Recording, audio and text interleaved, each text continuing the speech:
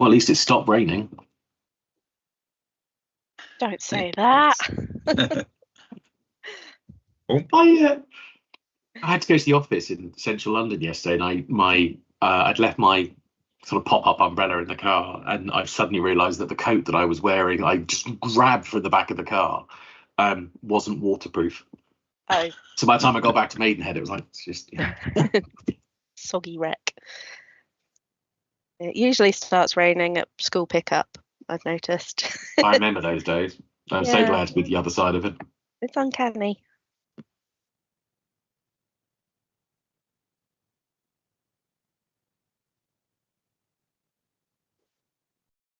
Okay.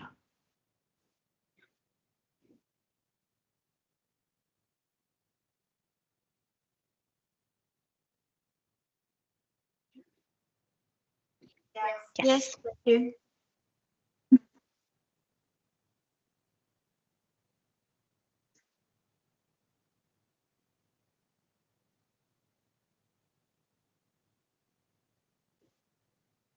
I would like to nominate Mark as chair.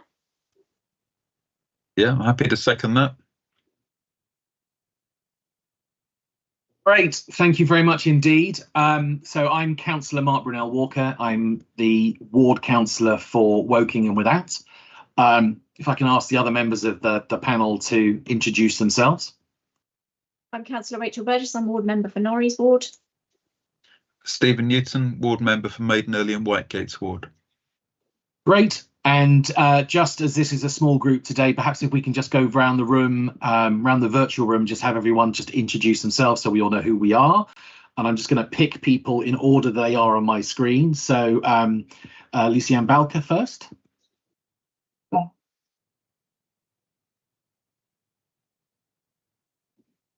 Alec. Alec from the licensing team at Woking Council. Rachel Lucas. Hello, so I'm Rachel Lucas. I'm legal advisor to the panel today. Wonderful, thank you. Kieran. Kieran Hinsley from licensing. Wonderful, and then I have Hannah, who's on camera. Hi, yes, I'm the chair of the Coombs PTA. Wonderful, thank you. And then Kim Smith. Yes, I am resident and business owner.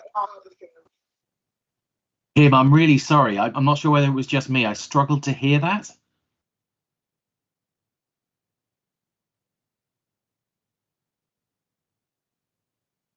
Kim Smith, she's a resident on School Road and a business owner. I'm sitting on. Brilliant. Thank you, Kim. Thank you, Joy, for explaining that. Joy, over to you. Yeah, I'm Joy Meaton. I live in School Road and I'm a resident 2 doors down from the school. Wonderful. Thank you for that. And Kim, hopefully we can get a better connection when it comes for you to speak.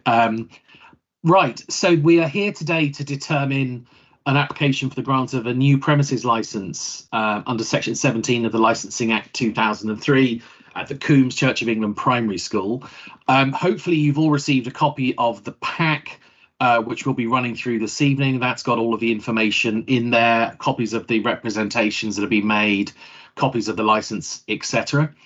Before we start, can I just ask if any members of the committee have any declarations of interest in this matter tonight? No. Great, thank you very much. What I would like to say is members have received a copy of the pack. We've all been through it. We're going to follow through the process that's listed in the pack.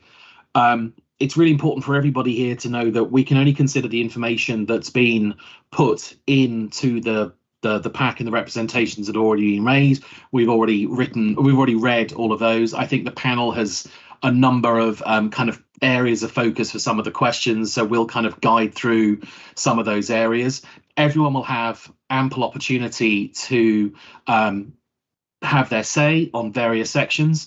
There's a procedure and a process that we'll follow for each of the sections to be done, and at the very end of this, once all the questions have been asked and answered, we'll then ask everyone to sum up, and then we will end the meeting, and the outcome will then be communicated to all parties afterwards. So first of all, is everyone happy for us to proceed this evening? There's no issues or any issues that we need to be aware of that we can't now proceed? I'm going to take silence as golden. Excellent. In which case, I'd like to ask the licensing officer, first of all, to introduce the report. Thank you. So, the purpose of this report is that members are requested to determine the application for a new premises licence in accordance with section 18(4) of the Licensing Act 2003, having regard to the representations received and the requirement to promote the 4 licensing objectives. The purpose of this report is to provide relevant information for the subcommittee to consider and determine the application for Coombs PTA for a new premises licence at the Coombs C of E Primary School, School Road, Arborfield Cross, RG2 9NX.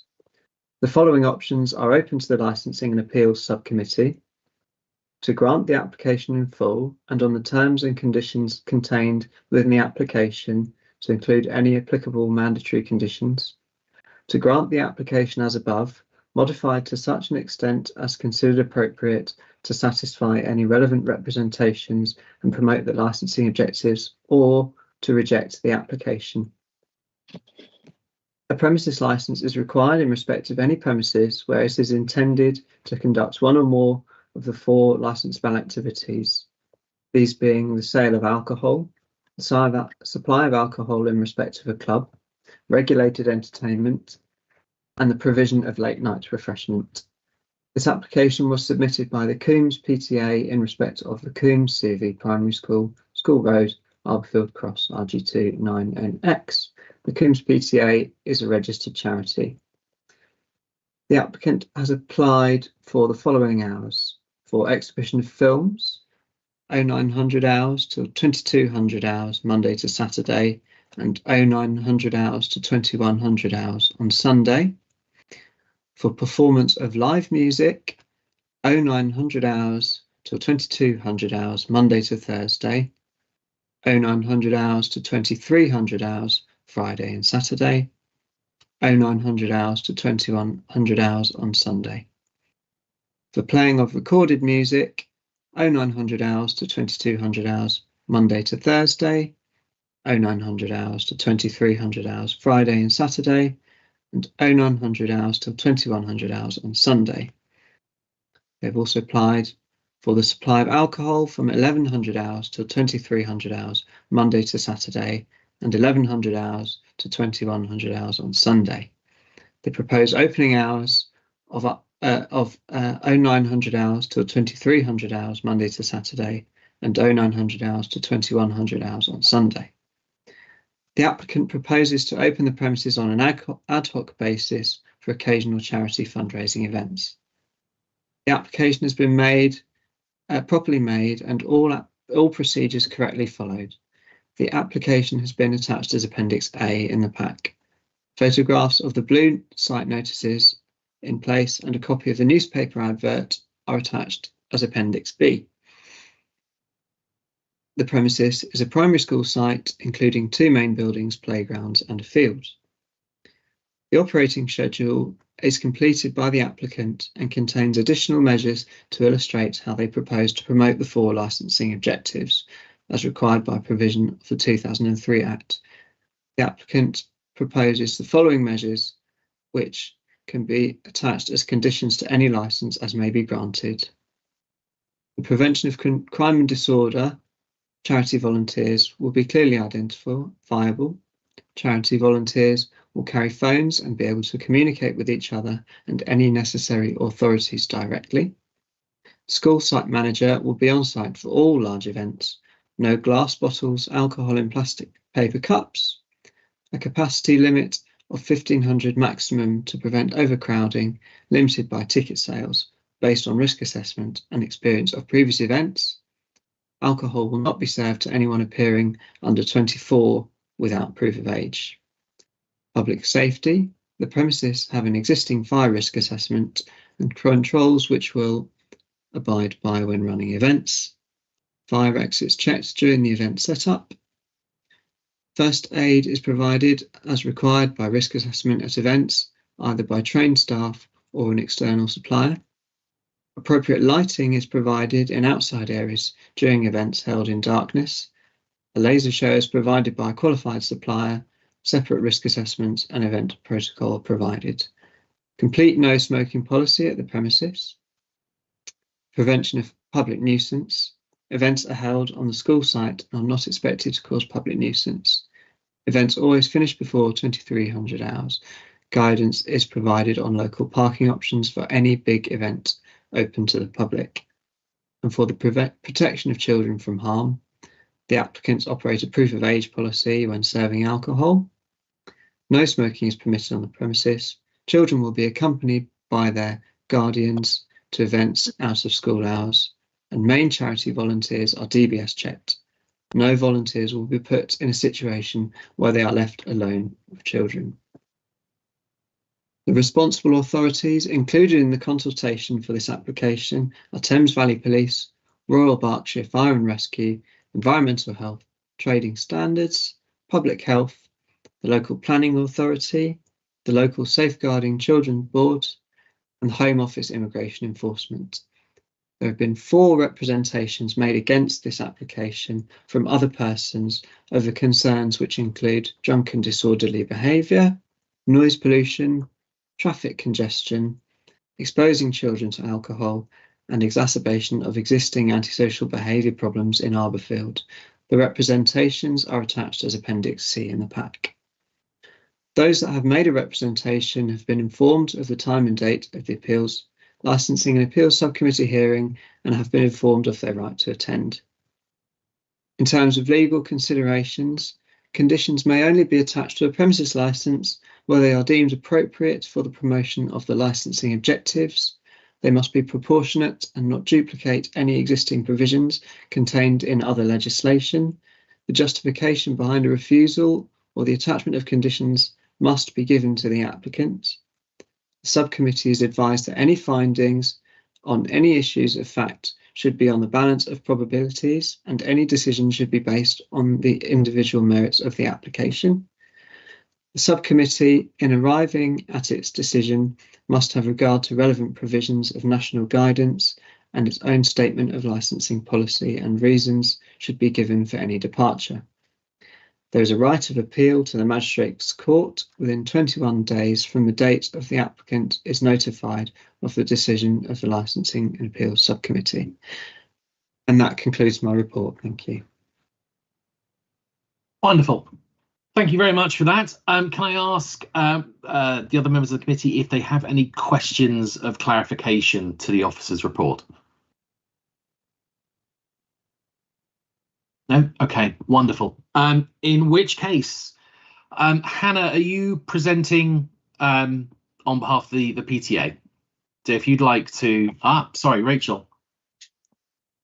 Sorry, not really a point of law, but just something that I think was raised that you may have wanted to ask Alec, which was, did the other responsible authorities of the statutory authorities make any comment? Thanks for that. Yes. Alec, could you confirm if you've listed that the the other statutory consultees, but can you just confirm if any have replied, or is it just the 4 representations that we've had from neighbours or locals to the site? No objections have been made by the responsible authorities. Hannah, over to you. We try and keep this as friendly and as supportive as we can as you present this. I'm assuming this is the first time you've presented a premises license application, so we will be gentle. So please, if you'd like to outline your case, and then we'll have some questions that come back in as a result of that. So over to you. Okay. So I wasn't quite sure how to go about this part, so I will in your own words be open and honest. So we applied for the premises license because we held a similar event, as we call it, Laserworks, last year, for which we got a TENS license, and when we were running that, we were very diligently keeping within our 499 people on site. That was somewhat of a challenge because of the numbers of volunteers that turned up. We had some external stall holders, and we didn't necessarily know how many people they were coming with. So we really, really limited the number of tickets that we sold, and then we inevitably ended up with a lot fewer people on site than the 499 because we were so cautious of overselling. We, clickered them all onto the field. We counted them. We were being really quite tight on that. There was also some confusion with people with their under threes because we weren't charging for those, so there was some confusion over whether they needed tickets or not. We had them available to buy, but not all of our customers did that because they thought they had a baby, they didn't need a ticket.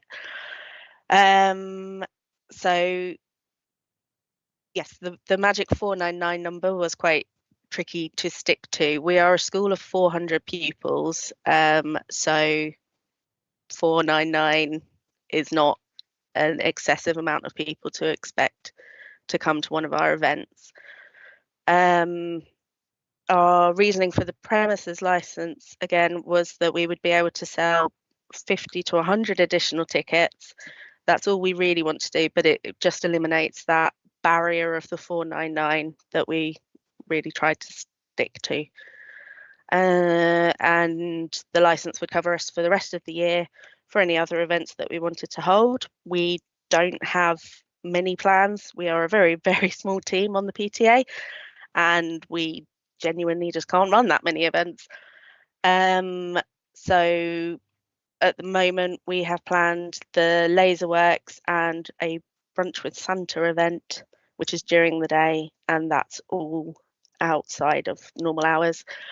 Our Laserworks tickets we are selling for £5 a ticket, so 50 additional tickets would cover the premises license cost and save us doing some more paperwork in the future.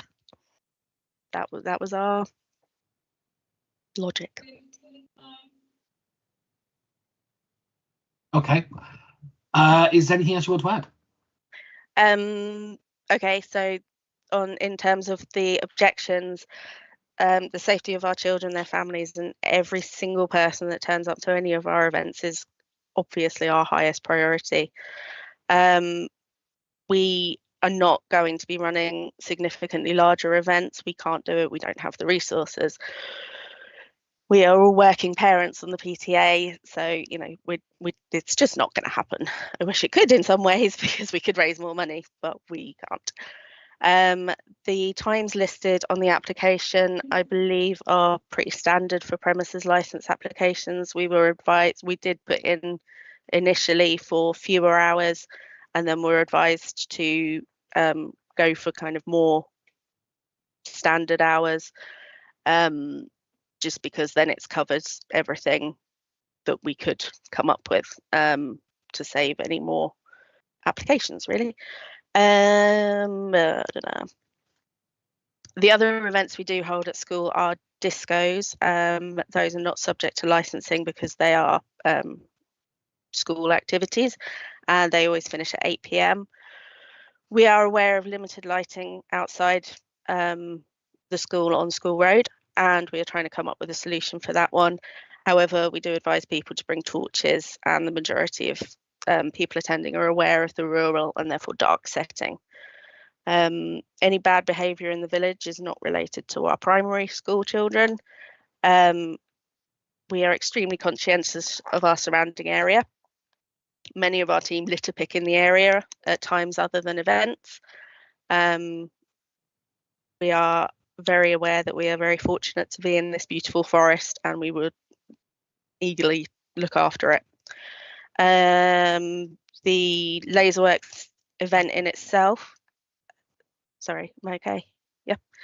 The Laserworks event in itself shows our awareness of the surrounding areas because we chose to do that instead of a fireworks event thinking about local people and animals, pets and livestock, which we know there are many around. The main event in question is held to be open to attend between 3 and 7 on the Saturday, the 23rd of November.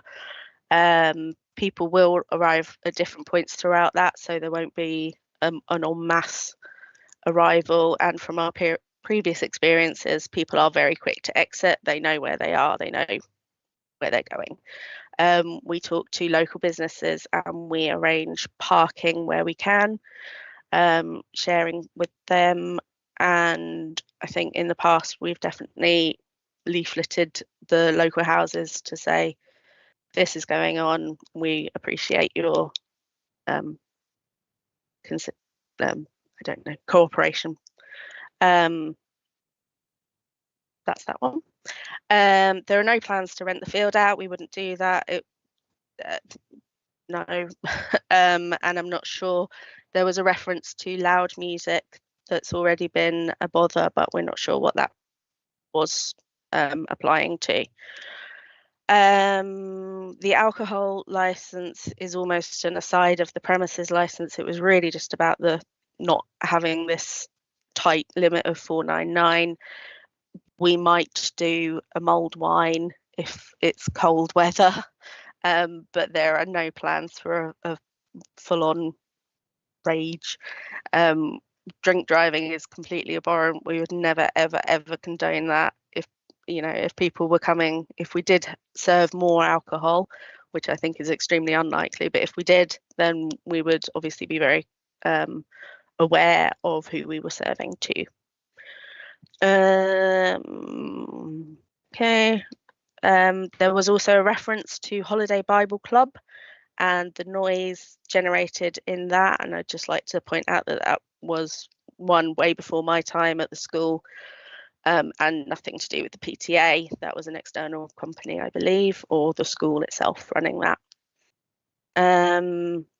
Occasional, I just wanted to say that occasional events at our school are not detrimental to the surrounding area. We live in a village with hundreds of houses being built on many green spaces. The school has been on site for 150 years, and events such as we hold are supposed to enhance relationships between the community and the school. We've secured parish funding for litter picking in the area. We encourage environmental consideration.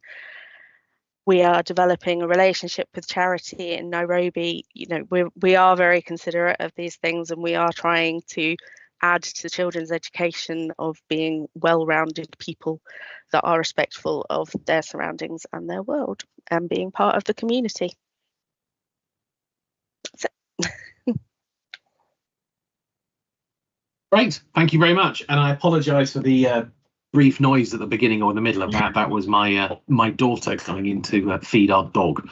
So I'm going to first of all ask the panel if they have any questions. And I think what this will probably be is there are some topics that haven't perhaps been covered off in your preamble. So I think both Rachel and Stephen, their questions may be related to things you didn't say as part of the application process. So I'm better Joy, with questions. that's fine. Joy, Kim, you'll also have your opportunity as well to ask questions. So this section here is just for Rachel and Stephen first of all, and then I'll just go to the licensing team if there are any other questions that they have from that as well. So Rachel first. Yeah, thank you. Just had a few questions. Thanks for your explanation and of the reason for the license application. So in terms of the public nuisance angle, so that your application states that you're not expecting to cause a public nuisance. I'm just thinking with respect to noise. So if you are able to play live music or recorded music up to 11 p.m. how does that chime with not causing a sort of public nuisance in terms of noise, because there are, and understand there's residential homes pretty close to the school. So what would your response be on the noise front? So there are no plans for any events of that kind at the moment. Again, we are a primary school. We have primary school age children, so we are very unlikely to run events for families, and therefore a larger amount of people past kind of 7 o'clock at night, because we would have small children there that would probably cause a public nuisance. I don't know. We Okay, have that's fine. we have a vast space in the school, and we do have neighbours that we are aware of. Yeah. Okay. But And just thinking about the element of children being at the event. So you mentioned discos that you know was obviously a separate thing that they finished sort of 8-ish. So the other events would be quite a lot later. I'm particularly thinking of events where there might be alcohol and whether there is sort of any concern with, you know, parents drinking alcohol mixing with children. From what you said, that would be a small part of any event. Can you just confirm that? Very, yes. I put off applying for a premises license in the previous years because a lot of it was related to the alcohol aspect, my personal view is that you don't really need alcohol at a children's event. Yeah. Other people may think differently on that one, but I have the overriding rule on that one at the moment. If we, I don't know. I can't. I don't know. There are no plans for any kind of event of that kind at the moment. Okay.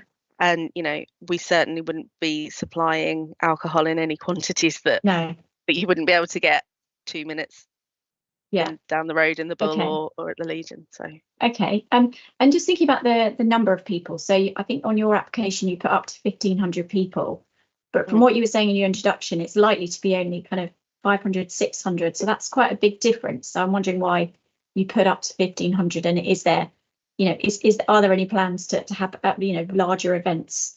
And the reason I ask for that is partly on the noise front, but also partly on the parking side of things and what the parking arrangements are. If you did have cars equivalent to 1,500 people, how that would be managed. Yeah.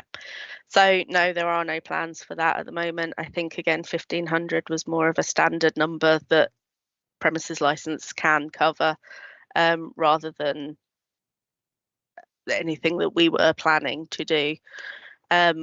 We know we're very aware of the parking in the vicinity, and as I said, we do make arrangements with other local businesses that are close by to use their parking premises, and so we do try and do what we can. We do also advise when people buy tickets that if you can walk, then please do, because we do want to try and limit that kind of nuisance. But yeah, 1,500 is not likely to happen in this next year for sure. Okay, and just a final question. We'll hear from the residents shortly. But how different do you think it will be for residents? If this was granted, would you expect them to experience any difference in terms of their various objections? No, I wouldn't. As I said, the main event that we are planning in November will be going ahead anyway. If we don't get the premises license, it's just that we will be very capped on the 499 again, and it just makes logistical operations quite tricky, but only because we tried to stick to it, to the number. Okay, thank you very much. Yeah, there's no other plans. Okay, thank you very much. Stephen. Thank you, Mark, and thanks, Anna. What you've been saying has been really helpful. So just want to thank you for what you've been saying so far. I had a bit of a query. I looked up on the Charity Commission, and I can see you are indeed listed as chair, so that's good that you're here, because one of my questions was about the application in terms of the license as a designated premises supervisor is for somebody with a different name, Hannah, a different surname. Is that a different person to yourself? Yes, it is. Okay. And also the other lady, I won't, because we're public, I won't give the surnames, but it was an Ellie, and so that's fine. She's not here. So my question was largely around that: did the the trustees actually know about the application, because it wasn't clear from the application, as they hadn't signed it, that they did know. So obviously you do. so that's good, because I wanted to check that out. So now we've confirmed that you are fully aware and presumably fully supportive of it. Because my concern was, have we just got a couple of random parents in your PTA being a bit over ambitious and going outside of everything to do this? No, absolutely not. It's a team effort. It's just splitting up of things to do, because there isn't. No, that's a long fine. list. It's absolutely fine. It's good that you're on here. Just out of interest, what has the head teacher expressed any opinions around this at all? He's fully in support of the application. He understands our reasons why. They also have an operations manager that we do thorough risk assessments with, and think of kind of all sorts of angles of people coming onto the premises but also leaving the premises as well. So we do try and consider everything that we can with the school. Okay, thank you. Thanks, Mark. That's it for me for the moment. Thank you. Thanks, Hannah. I just had a couple of quick questions. You've said a couple of times you put in for less hours, but then you were advised to go for standard hours. Who gave you that advice? I only have the first name of Sam, who I believe is at Wokingham. At the council? Yes. Alec or Kieran, sorry, Alec, Kieran, would that be, I know you're gonna have some question time in a minute, but Alec or Kieran, would that be something that, what I'm trying to get into is, when you look at the application, obviously, it could be viewed as horrific from some of the things you're wanting to do, and I can very much understand why, the hours are causing angst and real concern for the local residents. When you look at it, for example, you're asking for the kind of the 9 till 10 for films 7 days a week, pretty much. Whereas in reality, I'm assuming also that this is not going to be operating during the time the school is operational, given that you're a PTA and it's a school site. I think that's what's caused some, in my mind, I think, on Joy, Kim, I'll come to you afterwards as well. But I think that's what's causing a lot of anxiety at the potential scope that this might be. Kieran, Alec, do we have any, would this have been sort of pre-application advice and guidance that we gave? Is that, it's unusual for me to see when a school wants, or when someone wants less and they're being told to apply for more just in case. I'll take that one. I don't think we made use of the pre-application advice service. The council does offer a pre-application advice service now, but the pre-application advice service would go to Alec as a licensing officer. Sam's one of our customer delivery officers.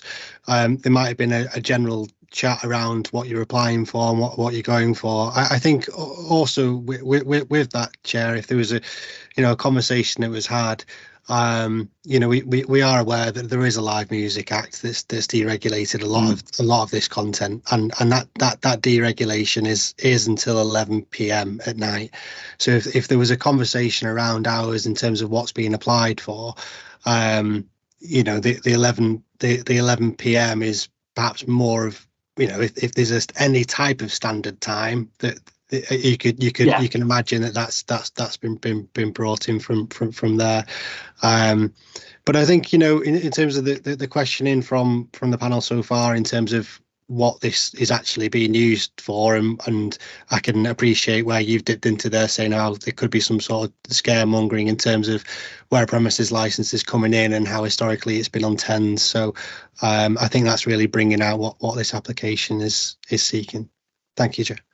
That's brilliant. Thank you. And then I had, just because I have to say this, and I want just to be absolutely sure, but where you were asking, for example, from live music from 9 until 10, Monday to Friday, and then till 11 on a Saturday, Friday and Saturday, sorry.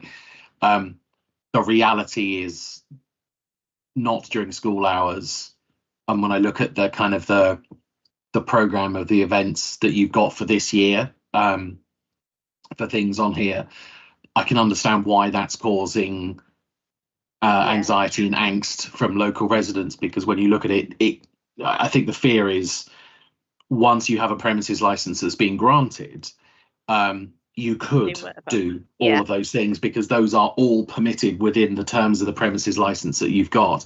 Obviously, with a premises license versus a TENS, this is it's a different level of scrutiny compared to application because of the number of limits, the amount of people, etc. So there are other mechanisms that we have down the road should you have this and then it should go awry. I'm just going quickly through my list of here. I now understand the TENS versus premises license as well, so that's an obvious one. So thank you for that. Sorry, someone. Hannah, did you say something? I was just going to say, I think when we first filled in the application, we were going to put down 10 till 10, Monday to Sunday for everything, just as a time. Yeah, there are no plans to do things every single day. Far from it. It's just to cover us if we do want to run something, and then and so the primary, just again to clarify and confirm, the primary issue of this is that you're running the laser fireworks, the quiet fireworks, the laser show, and obviously you're capped at 499 and you want to be able to go beyond that number, but you don't envisage it going. No. Do you, when you're looking at this, do you have a view about what the sort of max capacity of the field would be from a safe operating basis? In honesty, probably up to 1,500. It's a very large field, but again, we don't have the people power to do that. We're using additional resources such as the scouts on site to help us with things. No, it's literally. So we don't have to count in babies as well as, normal people, big people, people that have tickets. I'm not envisaging selling over 600 tickets for the event, and then but then it's obviously the other people that are present that kind of bump up the numbers. Thank you. Joy, Kim, I promise I'll give you your chance in a moment. Kieran, you've got your hand up. Sorry, Chair, just to be helpful here in terms of numbers wise, you'll be aware we run a safety advisory group with Wokingham Borough Council. Depending on event numbers will kind of depend on the regulatory scrutiny. So we've got temporary event notices on 499. Pushing over that is a premises license, and with the premises license you've got certain conditions and measures. Then you have to have the designated premises supervisor. If events go slightly greater in number, so typically if they're going over 1,000, what we also request is an event safety management plan to be submitted to the council. We would circulate that with leads from inside the council and then networked outside in terms of the police and fire. So if these events, if they grow in number and you have the potential to be slightly greater, it probably it may be useful to have some sort of conditional measure put in on your license, just so that you're clear in terms of our expectations as an authority. Yeah, that's fine. Thanks. I thought that we'd already consulted with police and the people you listed, so on previous events, because so we would do it again. Rachel, Stephen, further questions from you? Kieran, in the next order of things, I'll come to you and I'll let then Joy and Kim ask their questions after all those have been answered. So I was just reviewing some of the pack this evening, and there's some talk in the pack there, Hannah, about the age verification measures, and you detail like 24. I wondered if it might actually be slightly more useful. We do have some a standard pool of conditions in the latest policy that's been updated, and we adopted challenge 25, which is sort of slightly increased in terms of what you're putting forward there. But I just think it might be a little bit more familiar to people that are attending your events, and also if you're going to be getting signage,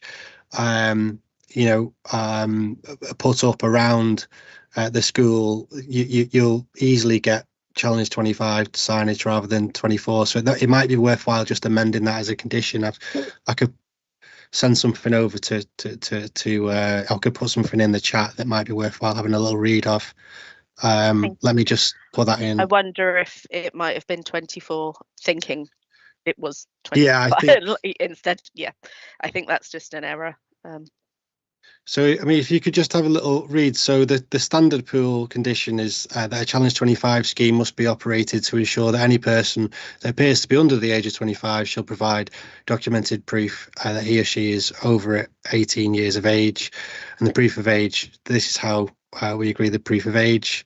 And then that the premises shall display prominent signage indicating the point of sale that there's a Challenge 25 scheme in operation, which is probably what you was setting out to intend.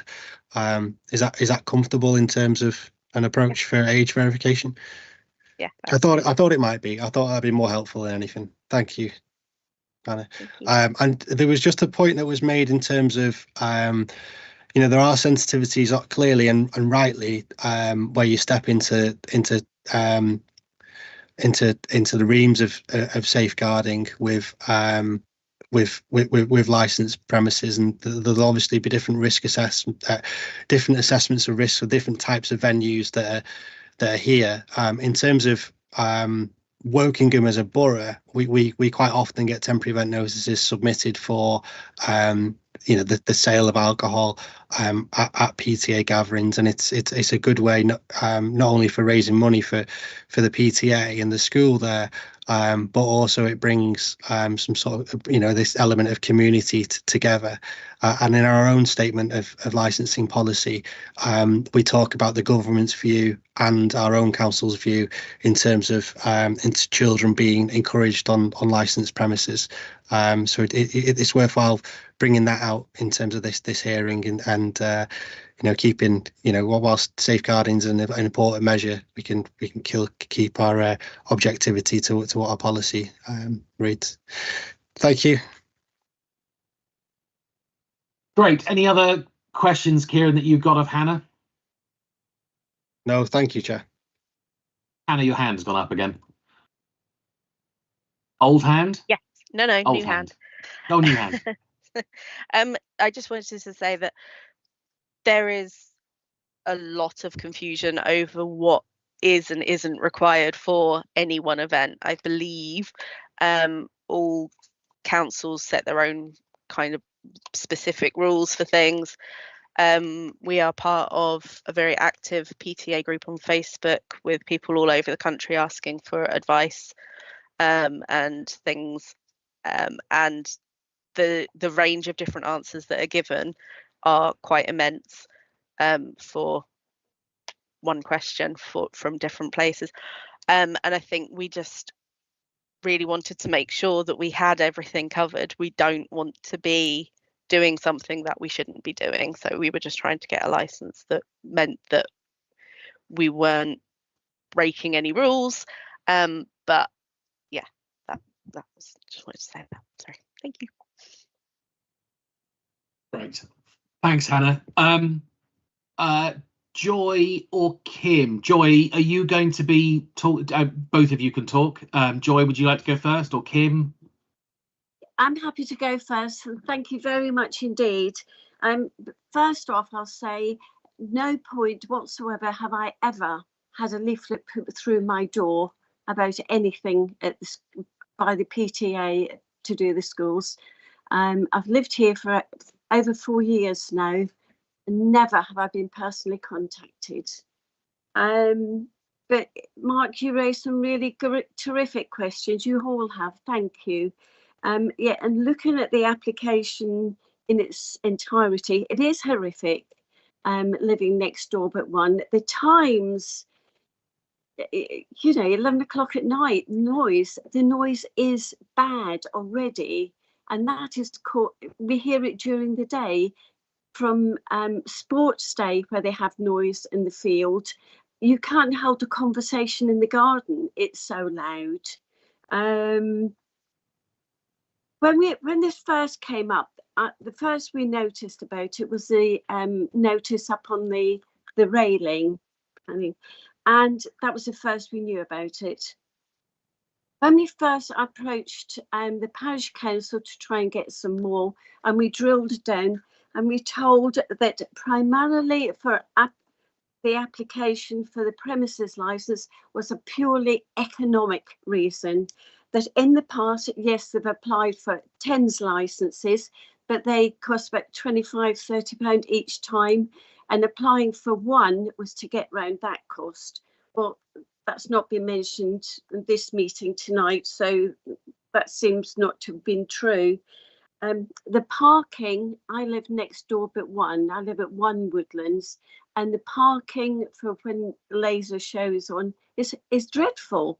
My gate gets blocked. I can't get out of my drive. It is a very dark street. We have no street lighting. Where are all these cars going to park? And I'm concerned that the application will cover the renting out of the field for them to show outdoor film shows. The Bible class went on for a week, I believe, and it was very noisy. It might not be down to this PTA, but it has been done in the past. And having this application granted means that it could be done again in the future. And that was very, very noisy too. I think I've never done this before, so I'm a bit nervous, so apologies. Oh, you're doing fine. Take your time. We're a friendly bunch on here, and I think we just want to kind of get everyone needs to have their say and be happy, and so you're doing fine. Keep going. Yeah, I think primarily it's just the whole cover is every single day from morning till night with no restrictions whatsoever. It's horrific. Why can't you go back to the Thames where individually it's monitored, and that's, apart from the numbers, it seemed to work very, very well. I'm scared that these events are going to escalate, because it just doesn't make sense you applying for a whole premises license when TENS have done in the past. I said my bit, I think. I don't know if I meant to answer or not. If you want to respond, hopefully you kept a log of a list of the points that Joy was making. Perhaps if you can then address those points that Joy has made. Yeah. So I'm not sure which direction you live in from the school. So, but I can only apologise that you haven't had a leaflet through your door. I know we have done it, but we may not have gone down that far. The very same side as the school, next door but one. Towards the Bull roundabout. So right, okay. Close. And people park outside my house every single morning to drop their children off. We're that close. Yeah. I fully appreciate that the roads are manic at drop-offs and collection times, and I would be frustrated if I lived there as well. So I do fully understand, and I am trying to be considerate about that one. You mentioned that the first that you heard about it was when you saw the notices up on the railings. I genuinely don't know when should we have spoken about it beforehand, in what kind of forum, that sort of yeah, I don't know the answer to that question. But I'm sorry that was a shock to you. The money side of things, in terms of it was said that it was an economical thing. It's as much to do with money as it is to do with time. We were just trying to be efficient. I think I explained earlier about it would equate to 50 extra tickets for us to sell to negate the cost of the premises license. I do fully appreciate that the timings do look horrific. And all I can do is give you my word that that's not going to happen. But yeah, I see that you have your concerns, and I am sorry about that. Kieran, just before I come back and see whether Joy has any comments, Kieran, can I ask you if you could just explain to Joy what the legal requirements are for the consultation when a premises license in this instance we put in? I think it'd just be helpful to clarify, I think also for Hannah's benefit as well, if that makes sense. Alec, do we have that in the pack in terms of I think it's in your report, isn't it? The consultation. Yes, the site notices are in the pack, as is the newspaper advert. Those are the two. And an email goes round to the local authority, the responsible authorities. Yeah, that is the standard consultation process that was followed here. So yeah. So there's a statutory consultation process, which is that any applicant, when they submit their application, they have to submit it to the council licensing authority, and it used to be the case that they also had to submit the forms to all the other authorities, but technology has improved that now, so they'll email in, and we will basically email around all the other responsible authorities and the ward councillors for the area. And then the other two parts is that there has to be a pale blue notice that goes up at the site, and that's to bring local people's attention to it. And then also there's a newspaper advert, so that they've complied with all that, but unfortunately it doesn't necessarily, there's no real duty on the applicant to do a letter drop round, but clearly that would be seen as best practice. But there are in terms of their statutory measures that's basically been complied with, so the application's valid. If Hannah's made efforts in terms of doing a leaflet drop elsewhere, then that would be slightly above than what's needed, but clearly it's best practice. It's unfortunate that in terms of yourself, where you feel like you might not have been included in that consultation, but your views are being heard now. In terms of, but to answer the question, the consultation's been valid for what Alex included in the pack there, with the blue notice and the newspaper advert.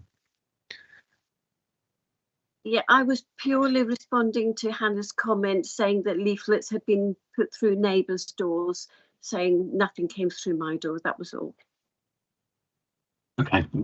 Thanks, Joy. Thanks for clarifying that. And Kieran, I just want, and the reason I've asked that is just so that we're all aware, and anyone watching this live stream, of how consultations work, especially for the Licensing Act itself.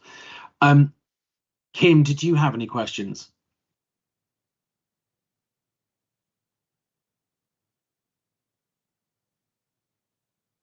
I'm hoping Kim's still here. Kim's on mute there.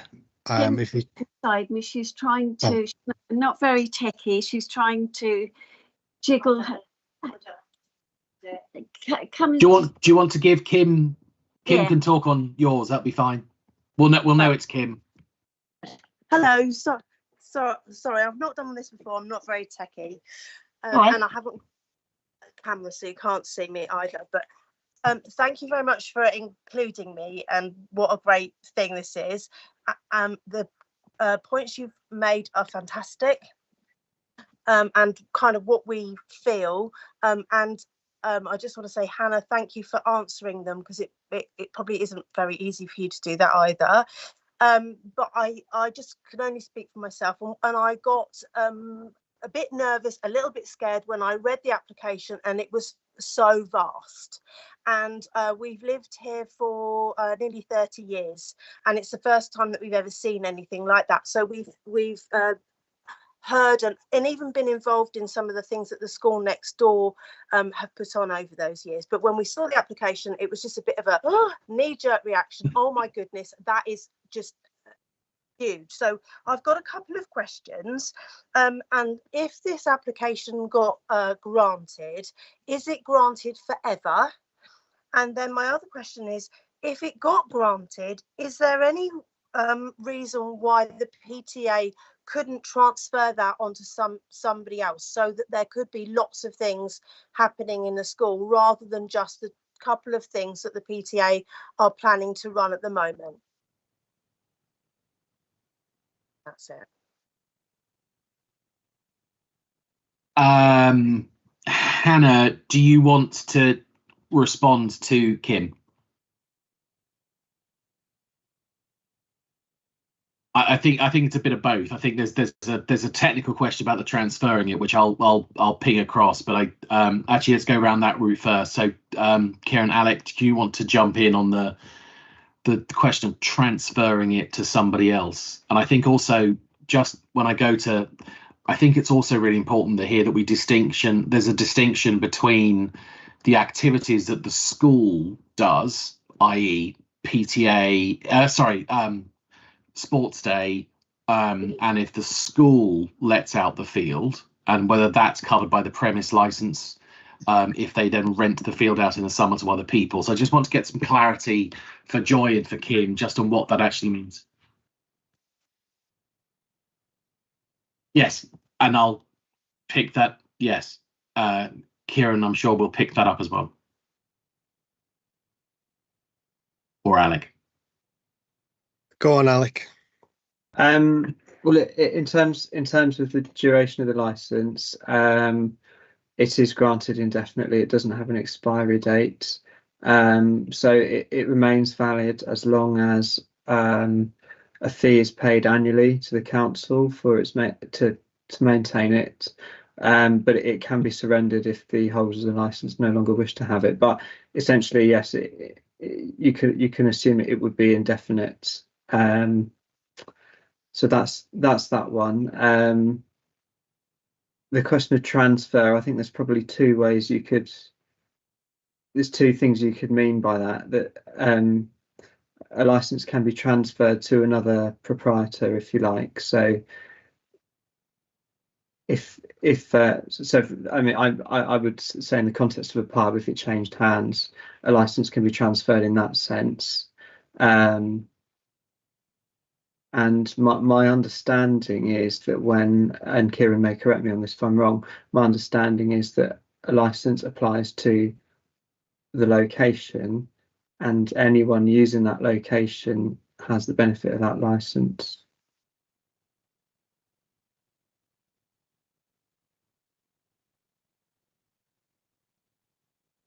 Kieran? Or is he frozen? Yeah. So no, it's from a technical side. That's correct. I think it's Kim who's asked it. I think it's quite an intelligent question. I'm quite impressed by it. There wouldn't be any. I don't think there would be any ability for a subcommittee here to prevent transfers of a license. So it is possible. It is possible. A license could be transferred to another party, and transfers of application, they aren't consulted on in the same way. They're effectively just through the police. In terms of changes, however, if we answer it in a different way, in terms of where the issue might be with such a probing question, if it were to be the case that the field was used in a different way that's being described by Hannah and the PTA here, so effectively if we stretch it to a more major style event, then we do have the ability for reviewing existing licenses, and reviews can be carried out either by the licensing officer or indeed the term other person, so even yourself. and that would bring the license back before a subcommittee like this, where we would look at whether or not the measures that are on the license are appropriate to the types of activity that are taking place. If we looked at, licenses that are issued for Wokingham Festival and so on, they will have noise management plans and noise consultants and so on and so forth, and it all goes tremendously more in depth. But that isn't what is being discussed here today by the applicant, and so each application has to be determined on its own merits. So I think it's a really intelligent, really smart question. Really good question. But I don't think, other than Hannah's own response in terms of what the intentions are with the PTA, from a technical side of things, it's all possible.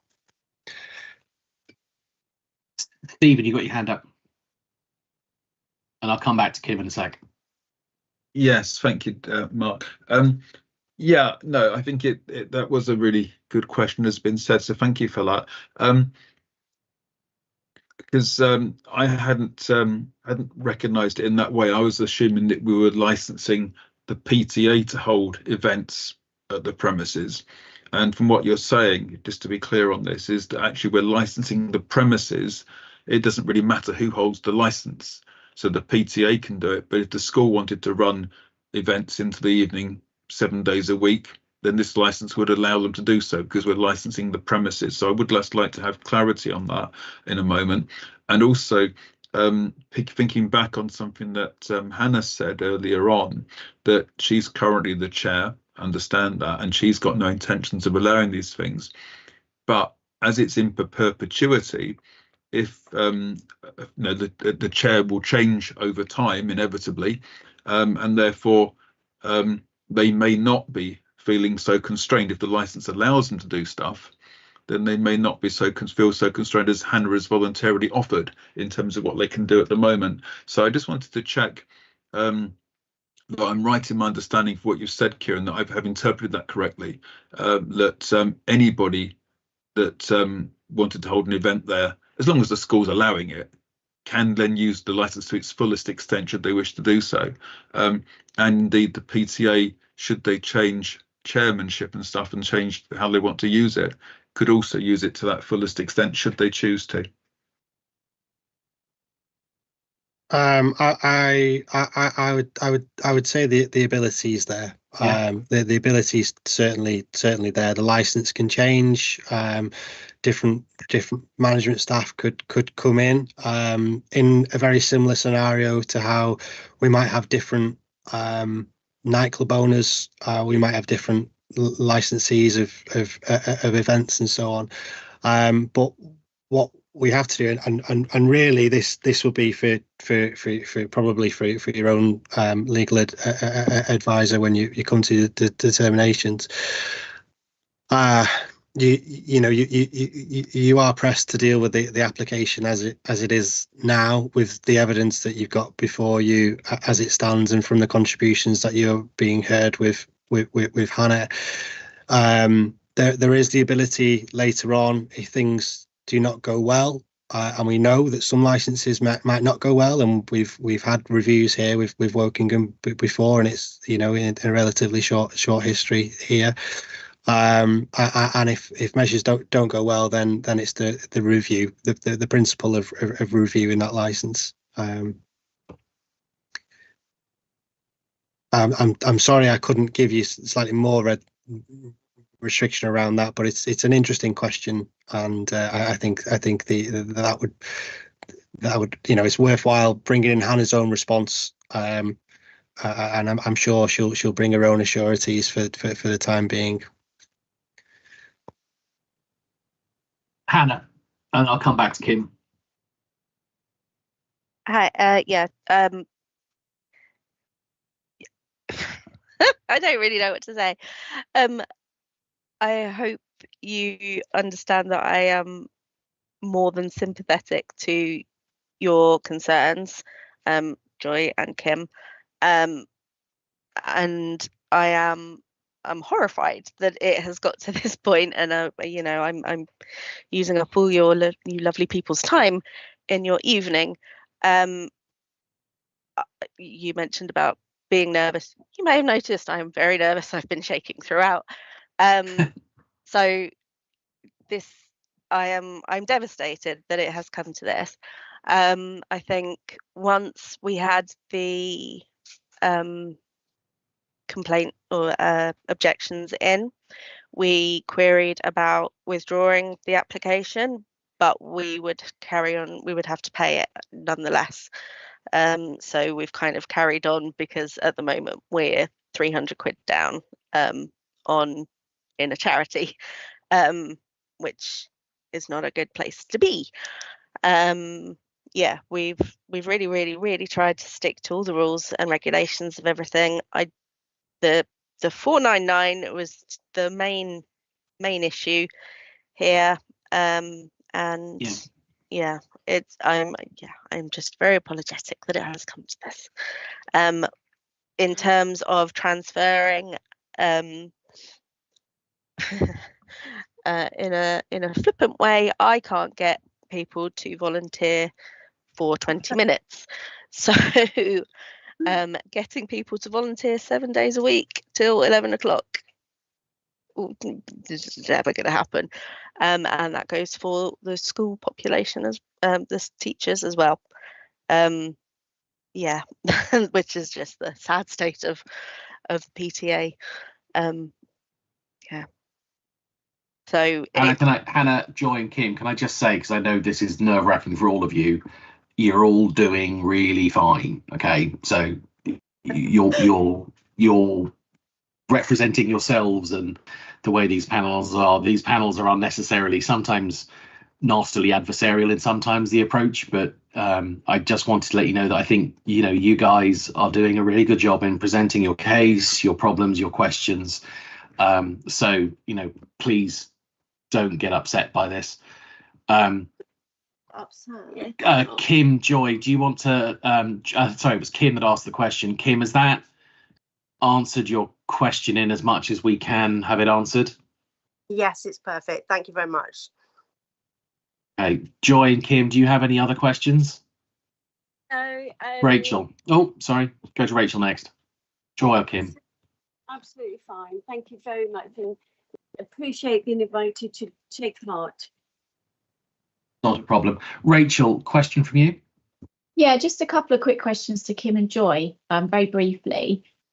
So, I mean, we know, in theory, as we've just been saying, the licence could allow, many more events to take place. But we've heard from Hannah that, in her opinion, that's very unlikely to increase significantly. So I'm just thinking about the current situation. How often would you say you're currently exposed to the loud music from the site? And can you sort of describe what level of nuisance that causes? Because I know that was mentioned in the submissions.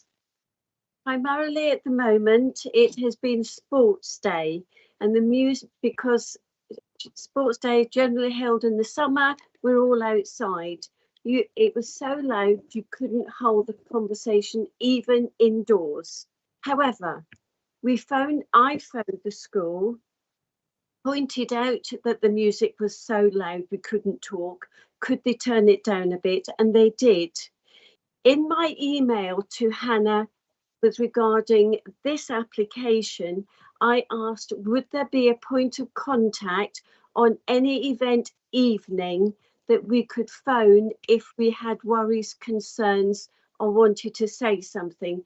And I was assured we would get that, which is very reassuring. Okay, thank you. And then just secondly, on the traffic side of things, so could you just describe that a bit further? Is there mainly, obviously in terms of events that have taken place, it's mainly parking issues and sort of people parking perhaps inconsiderately, or just lots of people parking? Is that the main issue? It is inconsiderate parking, not taking into account that I've got to drive and sometimes we'll want to get in and out. That's blocked. It was blocked last year and I couldn't get out. It was fine. I got my friend to come and pick me up rather than me drive to her. But people are very inconsiderate, and I just wonder, so many more attendees, it's only going to get worse. Okay, thanks. Sorry, can I just jump on the back? The problems of parking, is that during the day? Is this school run parking, or is this parking at the laser show? It was both. It's always during school drop off and pick up times, but that only lasts 15-20 minutes. I live with that. That's fine. But yes, we did have problems at the laser show. Okay, thanks for that. I'm just wanting to make sure, because Hannah's gone off camera, I just want to make sure Hannah is okay. I understand how emotional this can be and stressful this can be. So just want to check Hannah is still there and still okay. Still here. Okay, that's fine. So Joy and Kim, do you have any more questions? And then we'll just start the final stages of this. Hi, it's Kim here. I've got no further questions. And then Joy here. I have no further questions. Thank you. Thank you. Great. Okay. So we're going to, unless anybody else has any other questions of Hannah or anything else that's been put forward, we'll move into the kind of the final stage of this for tonight, which is the summing up stage. And I'm going to ask everyone to kind of present the salient points, the summary points they want to make. I'd ask everyone to kind of not introduce anything that's not been raised or discussed in the meeting so far. And Hannah, you'll be going last as the applicant, so you can pick those up. So I'm going to go to the officers first, and if there's any, ask him to sort of summarise your case. Okay, I'll summarise then. An application has been made for premises licence for exhibition of films, live music, recorded music, and supply of alcohol. The times set out for those vary, but generally between 9 and 11 in the morning and 9 and 11 finishing at night. 7 days a week, although there are slight variations amongst there. A number of conditions have been proposed conditions have been listed. It's also been discussed a slight modification to the wording on one of those to change to challenge 25, which is recommended in the statement of licensing policy. And the council received no objections from any of the responsible authorities, but 4 representations from members of the public on matters which have been discussed today. And the application has followed all statutory processes. Thank you. Joy, Kim, do you want to sum up your position? Joy here. Just concerns over the noise, but that will be fixed if we have a point of contact that we can contact on the occasion. Parking, I think, is an ongoing problem that is not going to get any better. And I can't remember anything else. Hello, Kim here. My concerns are that the licence is forever and it could then change and we have an awful lot more things happening than is currently happening. Thank you. Okay, thank you. Hannah, do you want to sum up for your side? I will try. As I've mentioned, there really is just one event in the pipeline that any of this applies to at the moment.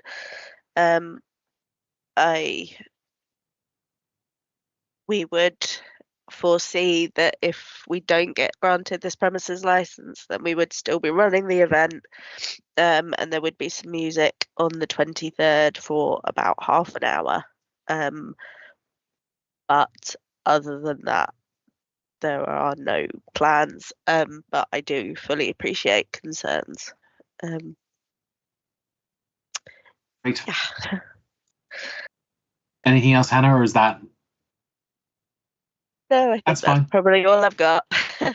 Okay, brilliant.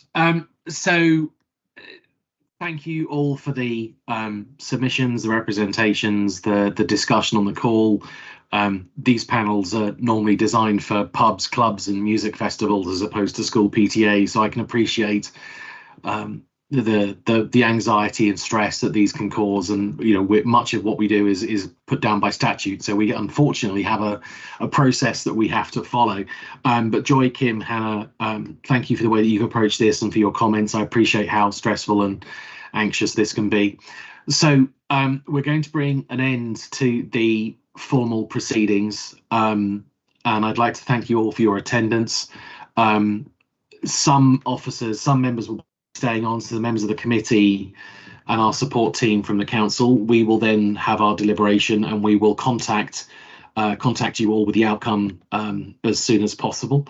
Lucian, can you just remind us of the timeline that letter will be communicated out? I can't for the life of me remember, my brain's gone blank. Brilliant. Thank you. It's been a long day. In which case, thank you all for your attendance. We'll be in touch. Thank you for your participation in this panel this evening. And I will then declare the meeting closed. And thank you very much. Thank you.